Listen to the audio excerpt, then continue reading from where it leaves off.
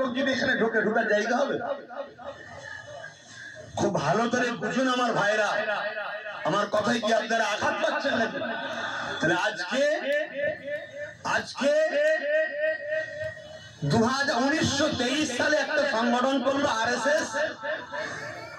100 বছর তাদের হতে চলেছে। তাদের লক্ষ্য এই দেশকে হিন্দু রাষ্ট্র বানাবে, সংবিধানকে মুছে দেবে।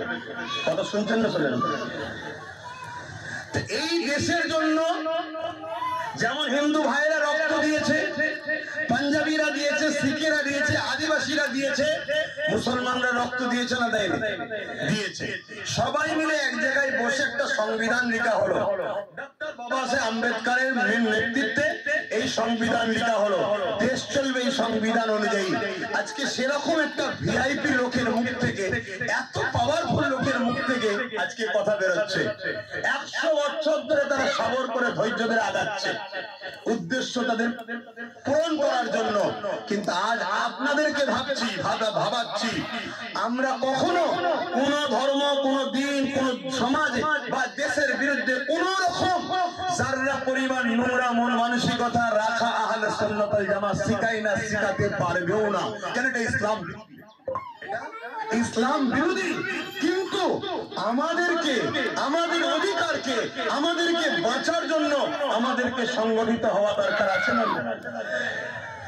আজকে দেখুন আমার হুজুরের সামনে গুস্তাখি হচ্ছে, আমার দিনের নামে গুস্তাখি হচ্ছে, আমার কোরআন শেষ হবার নামে গুস্তাখি হচ্ছে, আমার আল্লাহর সামনে গুস্তাখি হচ্ছে, আমার হুজুরের কার্টুন তৈরি করা হচ্ছে নয়?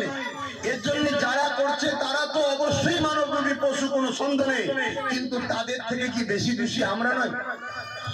আমাদের গাফলতি, আমাদের অবহেলা, আমাদের চুপ থাকার জন্যই তো আজকে এই কাজগুলো হচ্ছে। আমরা আমার হুজুরের মেসেজ তো ছড়াতে পারছি না।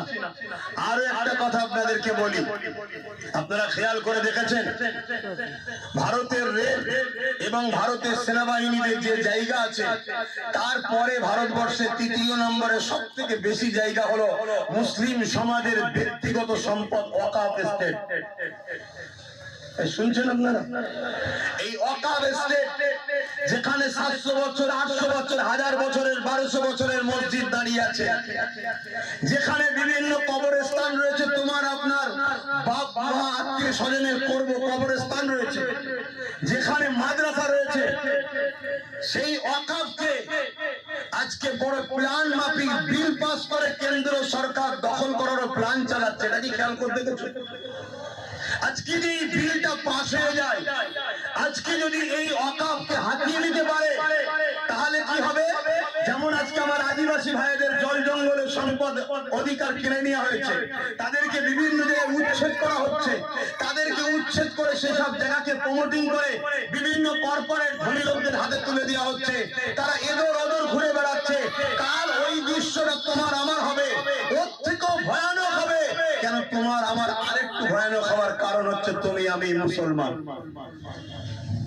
এ কথা শুনছেন না? শুনেন। ভয়ঙ্কর কারণ হবে। আমার কথা কার পছন্দ হচ্ছে? কথা আমার ইমানি দায়িত্ব।